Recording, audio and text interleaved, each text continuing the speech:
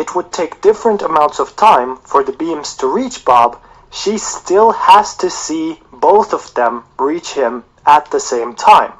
That is physically what happens. They have to agree on that. For example, imagine that... Keep in mind, if they're going like at half C, this person right here, once they get to this point here, that's like 0.000000003 seconds. This person is not going to see anything. This point alone should show you how woke and moronic. These people don't understand that when you see something with only 0.000000003 seconds to see it, you ain't going to see anything, okay? You're not going to see it. They act like he's going to see these things hit Bob. By the time these light things hit Bob, the B guy, B's going to be way out of, it's going to be like in outer space somewhere. This guy ain't never going to see those light beams hitting B. What the? Are you insane? Bob gets shot from both sides with laser pistols. He gets hit by both of the laser beams at the same time. The details of Bob's sudden violent death need to be agreed upon by all frames. So D has to agree, even though it's literally impossible for D to see what the hell is going on. Really? And this is the logic you people cling to and clap about? One can argue that one of the shots got to him before the other because the forensics will show the same result. But it's also true that the time it takes for the light pulses to arrive at Bob are different. So there is... Yeah, because they're driving... This side is driving into him, this side is driving away. Just like with the two lightning bolts. Remember? The two lightning bolts, this guy was driving into this one, and so it looked like this was ahead, and this looked like it was behind. But it wasn't really that way. It was just one is moving and one ain't. So one, the lightning bolt is driving into this guy, and this lightning bolt is driving away. Morons! Only one conclusion left. The pulses were not emitted simultaneously, according to Denise. Really, that's the only conclusion. Your conclusion couldn't be that maybe because they're moving, this guy's driving in with him in the light, and this light is driving away, to maybe that he would see it would look like to him that this is ahead of time and this is behind time. And if you think about it, by the time both of these things hit him, he's going to be long gone. D isn't going to see anything. Okay. So what Denise sees is that Alice first emits her flash, and then Charlie emits it a little later. Wait, let me get this straight. Light only moves at 186,000 miles per second, right? And D only has like 0.000000003 seconds to see this. And he sees all this happening. He sees the light leaving here, hitting him, coming back to him, going from here and going. He sees all of this, huh? What? Really? And I'm insane, and this person is sane. Okay. Not simultaneous because they take different amounts of time to reach Bob, but they have to reach him at the same time. Denise doesn't receive the flashes at the same time either. She just concludes that Alice and Charlie didn't have synchronized watches. In other words, simultaneity, just like velocity, is a fundamentally relative concept. So, if this seems confusing now, don't worry, it is. We will develop more tools to get better intuition about all of it, the most important being space-time diagrams. Oh yeah, you gotta have calculus and 4D fake math. Otherwise, you can't explain your bullshit. Okay, that's all. You can't use common sense to explain your theory. Okay, you gotta use your 4D math. But remember, this guy says that light has to travel at c relative to space-time. Remember that? That'll be the next video. But for now, let's play around with this idea a little more to understand it and its implications a little better. So, to warm up, I'll ask you a question. We know that from Bob's perspective, Alice and Charlie still have synchronized watches. From Denise's perspective, whose watch is ahead? Is it Alice's? Is it Charlie's? So thinking about the question from Denise's perspective can get confusing. We said that Alice's beam happens earlier than Charlie's does, so that they reach Bob at the same time, right? Does that mean that Alice's watch is ahead?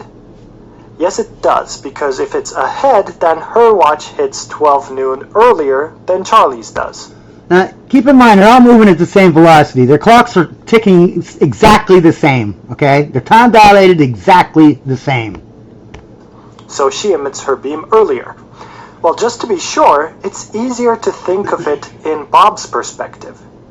So go all the way back to the beginning of the video where they did the experiment on the ground. He named all of his people instead of just giving them A, B, C, D, okay? So if he says Alice, that's A. If he says B, that's Bob, Charlie, and I think Dave or something, I don't know. Over there, if Bob received Alice's pulse earlier than... See, that's how you know they're woke, because they want you to memorize their names. Like, call them A, B, C, and D, just like when the Earth and the twin paradox. It's an Earth guy, and it's an Earth spaceship dude, okay? Stop giving them freaking names. Especially women names, then you know they're really woke. But stop giving them names. It's Earth guy and space guy. It's A, B, C, D, you morons. You're just confusing everyone. In Charlie's, it would mean that Alice's watch hit 12 noon earlier than Charlie's did. So her clock would be ahead. Now this of course applies to just anywhere on the train. The rear clock, the clock that is located at the rear of the train, is always going to be ahead of the one that is located at the front. No, this is just a misperception that you get when you have two inertial frames that are moving relative to each other fast. Okay? This side, all the photons that are produced are pushed to, this one side, the photons that are produced are going away. Obviously, it's going to look like this happens first and this happens last. What the hell? And D cannot see what's happening, okay? There's no possible way, and yet he believes that D can actually perceive all this in zero place. There's not enough time for even the thing to get to him before they're going to be gone, before the light even hits B. So if we were to just imagine a bunch of clocks on the train, let's put one here, 2, 3, let's put 4 clocks on the train. So say if the first one looks like this, the second one would look like this, the third one... Notice how he uses the words looks like, perceives. He knows that it's not real. It's just something that you perceive, or you that's what you see, but that doesn't mean it's true. If you saw water in a highway when you're driving down, and it's a mirage, okay? It's a mirage. It doesn't mean it's real. It's just your perception. It doesn't mean when you get there, there's going to actually be water there. One a little more behind, and the fourth one a little more. Now I should point out that this has nothing to do with time dilation so far. All of these clocks tick at the same rate relative to each other. That will also be the case with time dilation, of course. They just have a delay in between each of them, and that delay depends on the distance between them, which we will now show. So that brings us to our second question. And I should warn you, it is a little trickier than it looks. Remember, with the lightning bolts, the length did not contract. The length got smaller because the spaceship was going towards the lightning bolt on the right and away from the lightning bolt on the left. So the universe didn't contract that length. The spaceship did. The velocity in between the inertial frame and the moving frame, that was what changed. By how much is the rear clock ahead? Well, at first the answer seems obvious, right? We have already calculated that TAB is L over C minus V and TBC is L over C plus V. So if we go ahead and take a difference, TAB minus TBC is going to be equal to, there are Lorentz transformations to consider.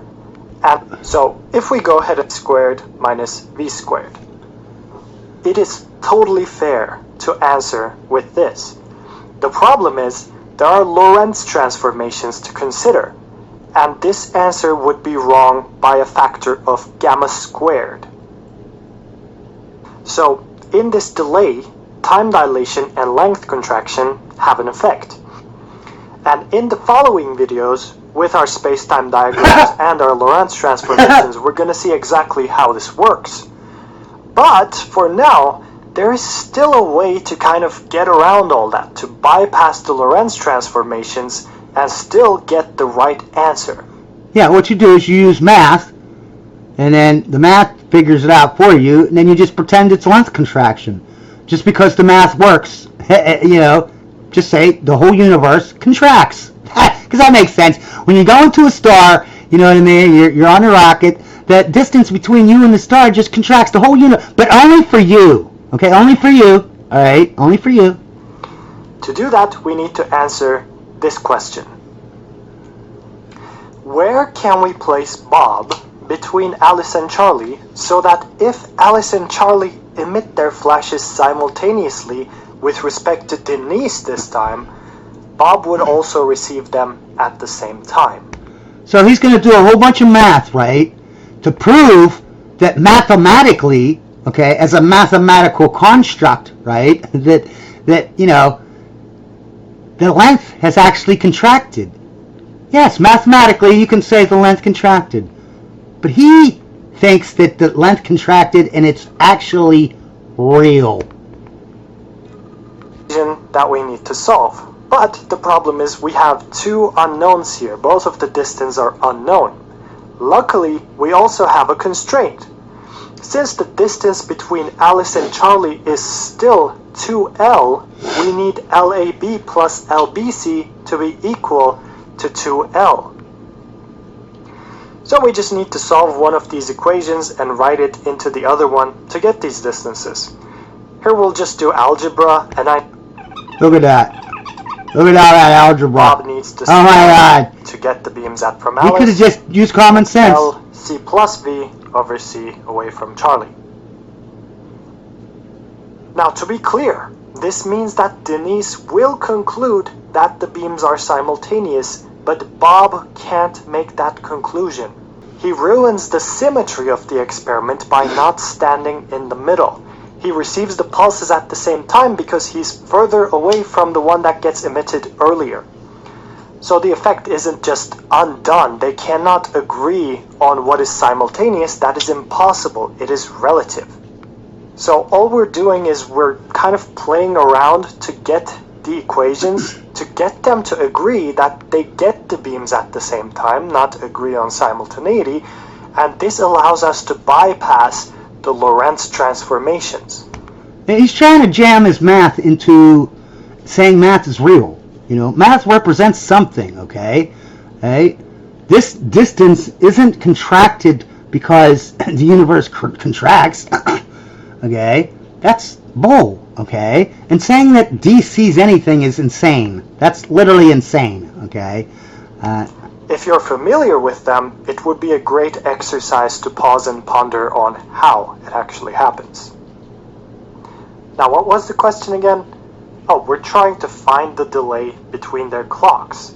Well, now we have a system where kind of everybody agrees on when the beams get to who, so we can now test the delay on the train. This is important. So we can use these distances and divide by the velocities to find how much time the light beams take to get to Bob.